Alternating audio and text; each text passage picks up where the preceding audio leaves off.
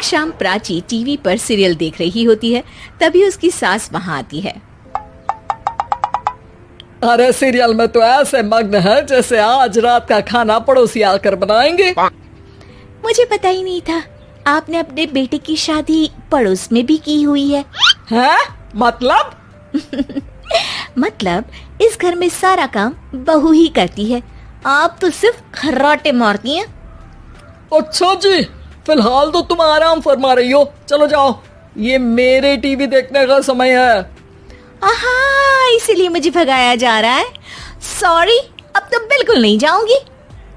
प्राची की इस बात पर दोनों सास बहू के बीच टीवी रिमोट के पीछे बच्चों जैसे छीना झपटी शुरू हो जाती है, जिसके बीच श्लोक भी काम से घर वापस आ जाता है। आज मेरी चूहे बिल्ली की जोड़ी किस बात पर झगड़ रही है?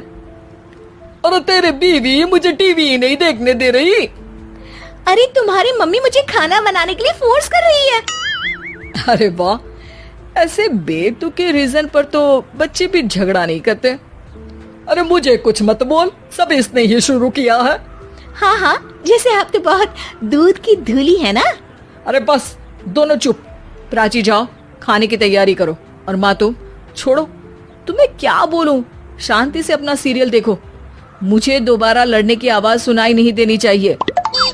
ऐसा बोलकर श्लोक वहाँ से चला जाता है, जिसके पीछे पीछे प्राची भी कुछ न कुछ बड़बड़ाते हुए रसोई में चली जाती है। हाँ हाँ, सासू जी को तो कुछ बोलेंगे ही नहीं, बस मुझ पर ही हुक्म चलता है, खाना बनाओ, जैसे मैं इनके घर में खाना बनाने के लिए आई हूँ। इसी तरह शाम बीतती है और रात को श्लोक और प्राची की सास खाना खाकर सोने चले जाते हैं, लेकिन प्राची गुस्से में कुछ खाए बिना काम में ही लगी रहती है। इस घर में किसी को घंटा फिक्र नहीं पड़ता, मैं खाऊं या भूखी रहूं। प्राची कुछ देर के लिए रसोई से बाहर जाती है और जैसे ही वापस आती है तो वहाँ दूध का भरा ग्लास देखकर हैरान रह जाती है। फिक्र पूरी है, बस दिखाना नहीं है। प्राची दूध पीकर सोने चली जाती है और अगली सुबह एक बार फिर सास बहू का कार्टून नेटवर्क स्टार्ट हो जाता है। ये तुमने ही किया है। अरे अजीब जबरदस्ती है, मैं बोल रही हूँ मैंने कुछ नहीं किया। दोनों ने मिलकर पूरे घर को पागल खाना बनाया हुआ है। यहाँ कोई नॉर्मल इंसान तो रह ही नहीं सकता, इसीलिए अब पड़ोसी क्या रिश्तेदार भी घर आने से कतराते हैं। और सुन बेटे, तू भी चंगा, तेरी माँ भी चंगी, तेरी बीवी भी चंगी, रिश्तेदार। हाँ जी, आपको नहीं पता क्या, गंगाधर ही शक्तिमान है, रिश्तेदार ही। हाँ हाँ, बस समझ गया।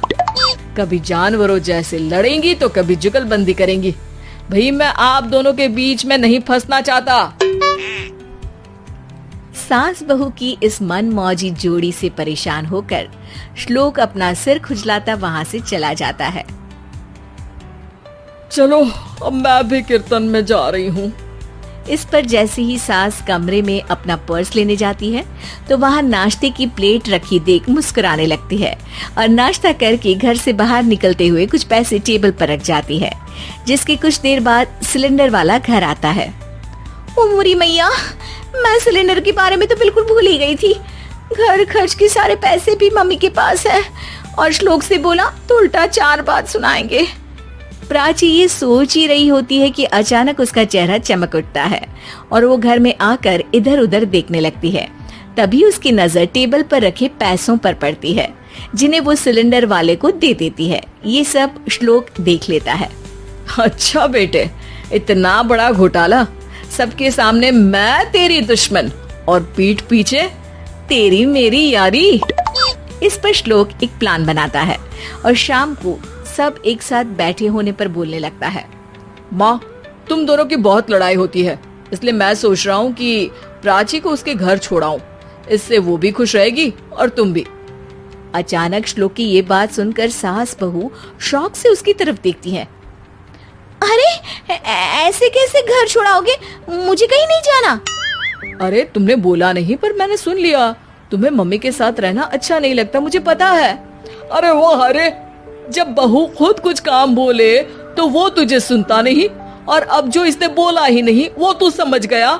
जब उसे नहीं जाना तो फिर जबरदस्ती क्यों कर रहा है? अच्छा, फिर आपको मौसी के घर छोड़ाता हूँ, बस अब आप दोनों एक घर में एक छत के नीचे नहीं रह सकती। मैं इस टॉम एंड जेरी की जोड़ी को और नहीं झेल सकता। है? ऐसे कैसे नहीं रह सकते? तुम्हें इतनी दिक्कत है तो तुम्हारा बोरिया बिस्तर पैक कर देती हूँ, लेकिन मम्मी जी कहीं नहीं जाएंगी। बिल्कुल यही सुनना था मुझे। अगर दोनों में इतना ही प्यार है फिर हर वक्त ये लड़ाई का नाटक क्यों करती हो? देखा मैंने कैसे माँ किचन में दूध रखती है और तुम उनके लिए कमरे में नाश्ता रखती हो, और कैसे वो पहले ही तुम्हारी दिक्कत समझकर घर में पैसे रखकर बाहर जाती है। अरे भाई, इतना ड्रामा तो डेली सोप में भी नहीं होता जितना तुम दोनों ने इस घर में फैलाया हुआ है। तू हमें टॉम एंड जेरी बोलता है ना, तो याद कर वो दोनों भी एक दूसरे को बाहर वालों की बुरी नजर से बचाने के लिए हमेशा सबके सामने लड़ते थे, लेकिन अकेले में दिक्कत के समय मदद भी तो करते थे। बस हमारा रिश्ता भी कुछ ऐसा ही है। और वैसे भी अगर सास बहू में तू मैं नहीं होती तो दुनिया वालों को कहानियां कैसे मिलेंगी?